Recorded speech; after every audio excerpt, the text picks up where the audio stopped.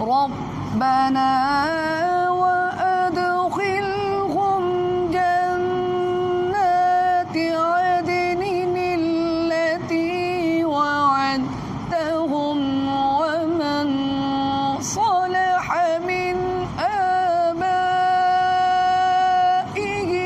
وأزواجهم وذرياتهم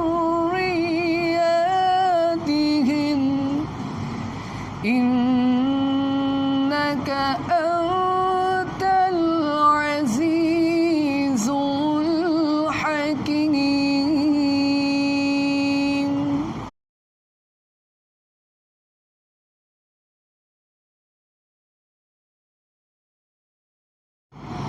ربنا وأدخلهم جنات عدن التي وعدتهم ومن صلح من آبائهم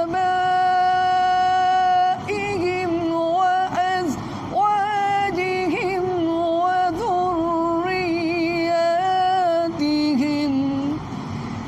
إنك أنت العزيز الحكيم.